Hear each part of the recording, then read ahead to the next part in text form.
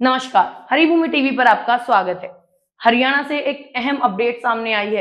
किसान नेता जगजीत सिंह डल्लेवाल, जो पिछले 54 दिनों से किसानों की मांगों को लेकर आमरण अनशन पर थे, अब चिकित्सा सहायता लेने के लिए तैयार हो गए हैं, लेकिन उनका अनशन जारी रहेगा। केंद्र सरकार के कृषि मंत्रालय के संयुक्त सचिव प्रिय रंजन ने शनिवार रात खनौरी में डल्लेवाल को केंद्र की ओर से बातचीत के लिए एक पत्र सौंपा।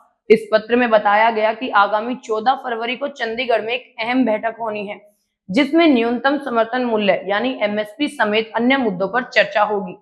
ये पत्र एक साल बाद केंद्र सरकार की ओर से किसानों से बातचीत के लिए एक सकारात्मक कदम माना जा रहा है।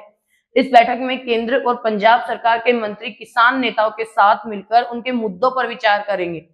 डल्लेवाल ने ये स्पष्ट किया है कि जब तक एमएसपी पर गारंटी कानून नहीं बनता, वो अपना संघर्ष जारी रखेंगे। हालांकि उन्होंने चंडीगढ़ में होने वाली बैठक को स्वीकार किया, क्योंकि दिल्ली में चुनाव आचार संहिता लागू होने की वजह से बैठक दिल्ली में नहीं हो सकती। इस दौरान डल्लेवाल की तबीयत भी बिगड़ी और उन्हें उल्टियां आने लगी। चिकित्सकों ने उन्हें इलाज की सलाह दी, लेकिन उन्होंने इसे ठुकरा दिया। इसी प्रकार हरियाणा की सीमा में आमरण अनशन कर रहे 121 किसानों में से भी कई की हालत गंभीर हो गई है, लेकिन किसी ने भी इलाज करवाने से मना कर दिया। पटियाला में संयुक्त किसान मोर्चा के दोनों गुटों की बैठक भी हुई, जिसमें एकता को लेकर सभी दरवाजे खुले रखने की बात कही गई। बलवीर सिंह राजेवाल ने बताया कि दोनों गुट एकता के लिए प्रतिबद्ध हैं और 24 जनवरी को दिल्ली में होने वाली बैठक में आगे का निर्णय लिया जाएगा।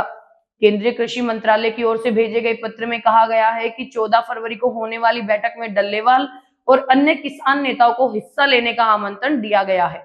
साथ ही डल्लेवाल की शीघ्र स्वस्थ होने की कामना भी की गई है। अब देखना यह होगा कि 14 फरवरी को होने वाली इस बैठक में किसानों की समस्याओं का समाधान निकल पाता है या नहीं। क्या केंद्र सरकार किसान नेताओं की मांगों को पूरी तरह से मानने के लिए तैयार है? आपकी राय क्या है इस आंदोलन और केंद्र सरकार की भूमिका पर? हमें कमेंट बॉक्स में जरूर बताएं।